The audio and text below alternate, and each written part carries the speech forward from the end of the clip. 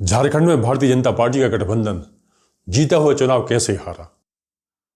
दरअसल भारतीय जनता पार्टी ने जिन भी विधानसभा चुनाव के उपचुनाव हुए, चाहे बात उत्तर प्रदेश की करें, उत्तराखंड की करें, छत्तीसगढ़ की करें, राजस्थान की करें, बिहार की करें, और सबसे बड़ी जीत महाराष्ट्र की बात करें, तो भारतीय जनता पार्टी का विजय रथ इन राज्यों से होता हुआ महाराष्ट्र में सरपट दौड़ा, पर झारखंड में इसके पहिए जाम हो गए। इसके जिम्मेदार कौन है? किसकी वजह से भारतीय जनता पार्टी के मुंह से जीत को छीन लिया गया? क्या अब इसकी पहचान कर ली गई है? दरअसल 2014 से नरेंद्र मोदी जब से भारतीय जनता पार्टी के केंद्र में आए हैं, तब से भारतीय जनता पार्टी उपलब्धियों के नए नए कीर्तिमान गढ़ रही है। और आलोचक भी अब इस बात को स्वीकारने लगे हैं कि जब तक नरेंद्र मोदी भारतीय जनता पार्टी के केंद्र में है, भारतीय जनता पार्टी उपलब्धियों के नए नए कीर्तिमान गढ़ती रहेगी। पर कहीं कहीं इसमें अंकुश भी लगते हैं। क्या पार्टी इनका भी पहचान कर लेती है?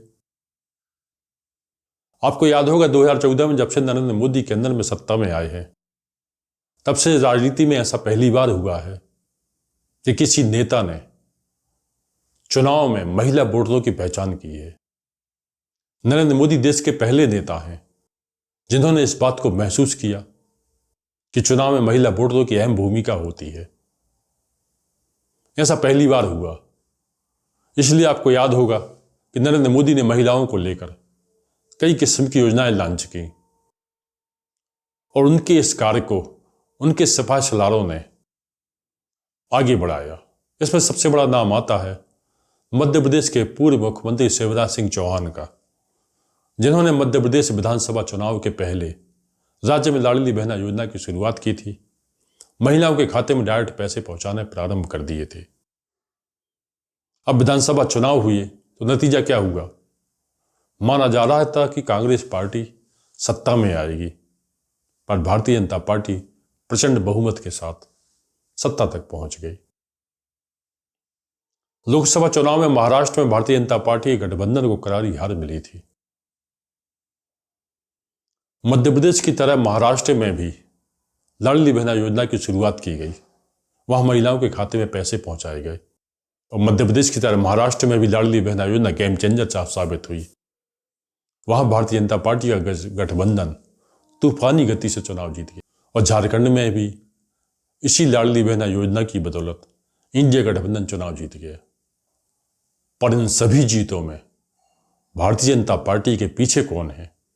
ऐसे सबसे बड़े नेता नरेंद्र मोदी हैं, पर इसके बीच में खासतौर से जैसे आज महाराष्ट्र की चर्चा करें तो जीत के सबसे बड़े शिल्पकार हैं केंद्रीय मंत्री धर्मेंद्र यादव और अश्विनी वैष्णव। इन्होंने राज्य में चुनाव की तैयारियों का कुछ ऐसा सिलसिला प्रारंभ किया कि राज्य में पर्दे के पीछे से छोटे से छोटा माइक्रो मैनेजमेंट किया, और जब किसी फोकस की बारी आई तब इन्होंने राज्य के नेताओं को आगे किया, चाहे वो एकनाथ शिंदे हो, देवेंद्र फडणवीस हो या अजीत पवार हो। ये खुद किसी फोकस में नहीं आए। इससे फायदा क्या हुआ? भारतीय जनता पार्टी के गठबंधन को फायदा ये हुआ कि विपक्ष राज्य की अस्मिता बनाम बाहरी का मुद्दा नहीं बना पाया, और महाराष्ट्र में भारतीय जनता पार्टी का गठबंधन तूफानी गति से चुनाव जीत गया। पर झारखंड में जैसा कि माना जा रहा था कि भारतीय जनता पार्टी के गठबंधन को चुनाव जीतने की प्रबल संभावनाएं हैं, पर ऐसा नहीं हुआ। दरअसल इसका बहुत बड़ा कारण है कि झारखंड में चुनाव प्रभारी केंद्रीय मंत्री शिवराज सिंह चौहान को बनाया गया था। उनके साथ सह प्रभारी असम के मुख्यमंत्री हेमंता बिस्वा शर्मा को बनाया गया। इन दोनों नेताओं ने राज्य में चुनाव का जिस तरीके से मैनेजमेंट किया, उससे राज्य में ये लग रहा था कि राज्य में चुनाव होंगे और नतीजे आएंगे तो ये दोनों राज्य के मुख्यमंत्री बनेंगे। इससे विपक्ष ये नैरेटिव बनाने में कामयाब हो गया कि राज्य की अस्मिता बनाम बाहरी। साथ ही इंडिया गठबंधन के स्टार झारखंड के मुख्यमंत्री हेमंत सोरेन ने अपनी पत्नी कल्पना सोरेन के साथ ताबड़तोड़ सभाएं की, ताबड़तोड़ चुनाव प्रचार किया। यानी स्थानीय मुद्दा बना बाहरी मुद्दा।